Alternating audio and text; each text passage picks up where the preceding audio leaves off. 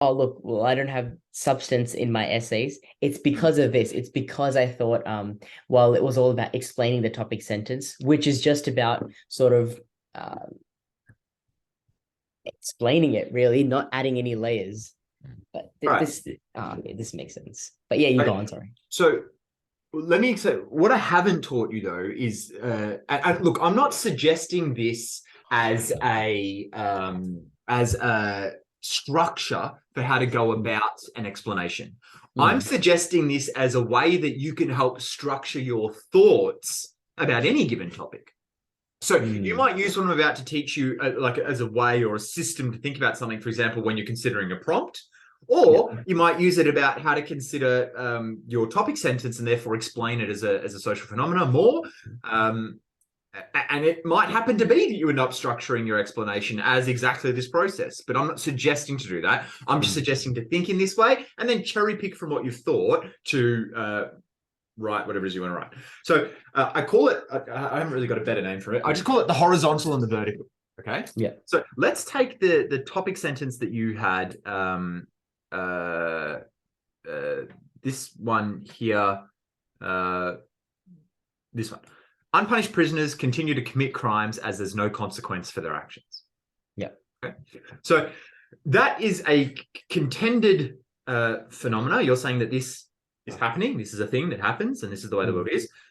So horizontally, how that works is consider what precedes the phenomena in question. Mm. Then you consider internally. So it's like basically past, present, future. So then you consider in the present, how does it exert its effect? How does that internally operate and exert its effects? And then what is the consequence? So that's horizontal. So let's do a practice. So if unpunished prisoners commit crimes as a function of the fact there's no consequence for their actions, what precedes that phenomena of unpunished prisoners continuing to commit crimes? What happens before unpunished prisoners continue to commit crimes? A prisoner commits a crime in the first Sure. place. Yeah, that's something. I mean, you've also said something else. There was no consequence, or that didn't technically happen, but in an indirect sense, that was, yeah. So there's a punishment, sure. And then within that, what causes people? Sorry, there was a crime. Did you say there was a crime? Yeah, crime. Yeah. Yeah, there was a crime. My apologies. Yeah. Yeah. No, no, no. So let's consider that. What causes crime? What precedes the crime? Mm, maybe a person believes something unfair has happened to them, or it's a particular Maybe, situation they're in maybe. Yeah, that forces them to sort of sure. What else might precede crime or have um caused the crime to begin? bias, systemic bias, or racism, or So are you saying that people commit crimes because they've experienced racism? Basically, that people are disadvantaged and that causes them to commit crimes? Is that what you're saying? sort of in a way, Okay, or explain. in some cases rather. Okay, right. Well, look, anyway, whatever the answer is, isn't Yeah. as important as the fact that now we're starting to have ideas about crime. How about why did they go unpunished? What Mm. preceded the lack of punishment, do you think? Or why did Um, they not get punished?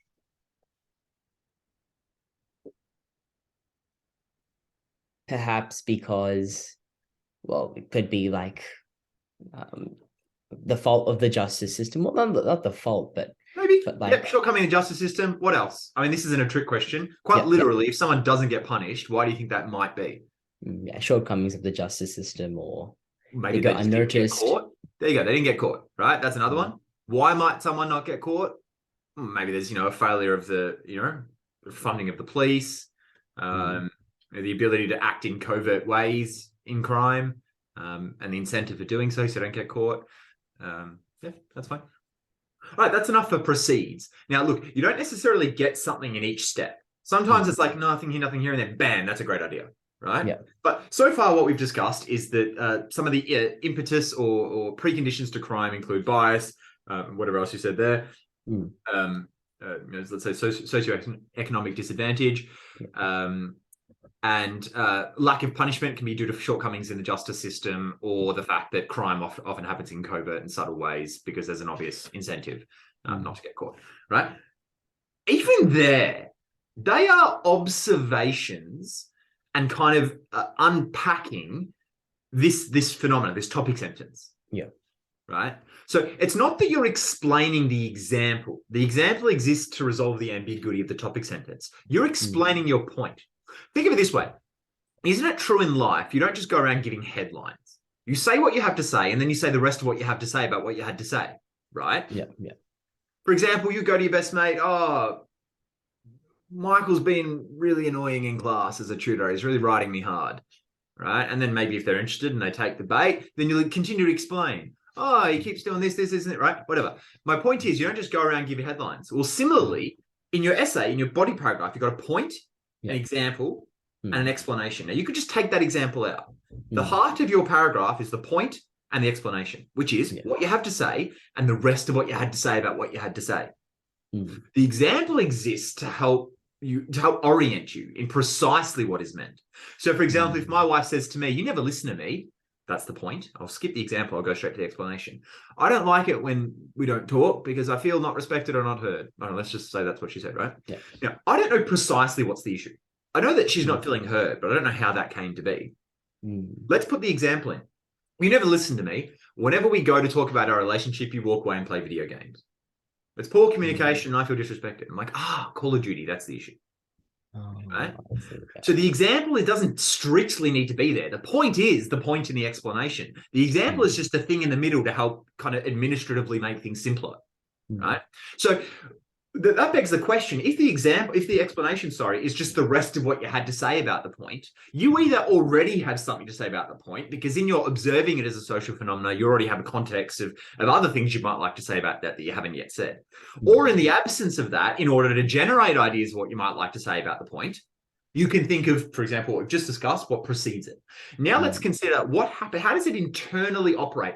On a moment-by-moment basis, how does it exert its effect? So what we're talking about here is the effect here is the continuation of the committing of crimes. So in the moment of that happening, an unpunished person continuing to commit the crime, how is either the lack of punishment or the lack of consequence exerting itself in that moment that the person is committing the crime? How does that cause the committing of the crime? No, not yet. I'm asking a question. Yeah. I'm just saying, I'm thinking.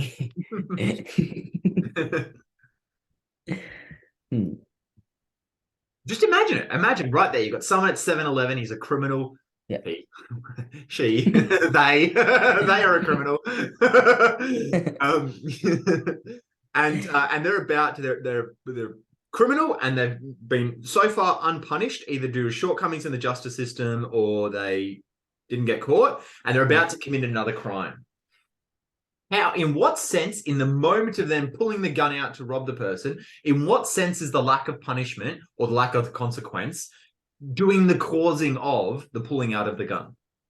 Because they know they won't be punished, because they know that there won't be any harm to them physically. Yeah, can we say it has emboldened them? Yep. That's a way better way of saying it. Perhaps prior to doing it the first time, there was some fear of repercussion, which has been absolved by their not having been caught the first time. Maybe. Wow. Right? Anyway, whatever you come up with isn't so much the point as the structure here. Now, let's now consider the consequence. So what is the outcome of unpunished prisoners committing to continue crimes? That other people also are influenced by that, and they're also emboldened. Sure. All right, so that's horizontal, before, during, after. Now, vertical. Have you seen that diagram? It's in the Task Be Aesthetic blog, or maybe you can just imagine it. It's me, couple, family, community, ethnicity, globe. Yep. Put the center, there's a bunch of concentric circles that are all bigger, but you're in all of those circles in smaller and smaller fashions. So let's consider the consequence now at the level of individual. So at the level of the individual, the criminal, I'm just going to brainstorm some here to expedite us going up the ladder. But pause me if you want to stop and reconsider or something isn't making sense. So the phenomenon in question here is unpunished prisoners continuing to commit crime. And my question is, what is the consequence at level of individual? Well, for the individual, perhaps there's a hardening of the heart. I almost want to say spiritual. We call it like calcification almost of the heart, like where they get Mm. black spots on your heart, or you're hardening yourself away from the subtler aspects of life. Perhaps in a literal sense, it can cause that person to, I don't know, I wouldn't say this in the game, so hang out with the wrong crowds, or, kind of incline them to parts of life that are less socially productive or spiritually productive. Let's consider now the level of couple. I don't really see anything at the level of couple. At the level of family, perhaps there's the breakdown of the nuclear family as to the degree that somebody is going unpunished for crimes and they're becoming in greater and greater increments a criminal. They're probably less productive within their family unit. At the level of community, we've got certain, consider American ghettos with crime rates and the impact that has on the community, perhaps increasing drug use. At the level of ethnicity, I wouldn't talk about that for GAMSAT because you don't want to label anyone as a criminal. That's not going to go up. At the level of globe, and you can continue, right? Now, the before, the during, the after, and each of those levels, it might be that you can't think of anything for any of it, but there's just one golden bit there, and that's the thing that you'll talk about when explaining. Okay. Yeah. So just to reiterate, I'm not suggesting you go about your explanation like this, but it is a good idea to go about your thinking like this. You can even think of any of the prompts like this. If you're scanning for ideas, what you might like to write as a contention when you're looking at your prompts, you can go through this process, and that helps you order your thinking and come up with better ideas in ways that you might not otherwise have occurred to you to do. Does that make sense? That makes sense. Yeah. Cool. Do you think that now helps you order your thinking around an explanation and have something of more substance to come up with? Yep. Definitely. Cool. Do you have any questions about that, or does that make sense? Like the only slight question I have is, so once you've considered all of these, how is it possible to consider all of them quicker in the sense that you're under time pressure and, not that you consider every single point, but is there any way of going about it quicker? Or is it that after practice, you sort of learn the way you're supposed to do it and it just sort of just settles in and it's more intrinsic? So firstly, you won't necessarily, usually when I pick, so we begin with the contention and then we have topic sentences which prove the contention.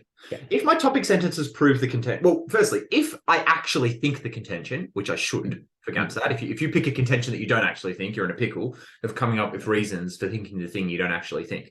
But if you do actually think the contention, then the next thing you're going to do is ask yourself, why do I think that contention? And you'll pick the two best and they become your topic sentences.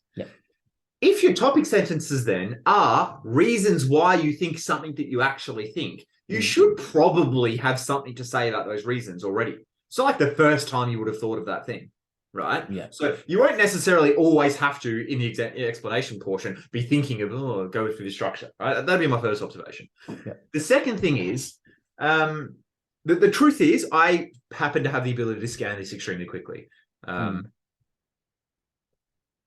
I guess, though, when I do it, if I reflect, when I do it, I don't ever stop and really spend time.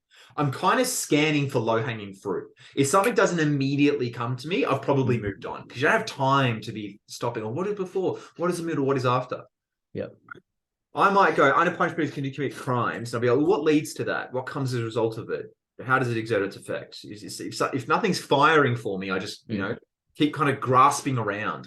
I guess what I was doing is really just grasping around until I felt something and then pulled the line, So I didn't methodically go through each step for every possible variation of each prompt. It was more just, and I would only do this if I didn't have anything else to say. So if I don't have something else to say, I guess I'm already sitting there doing the thinking time of what am I going to say? I might as well be thinking in an ordered way.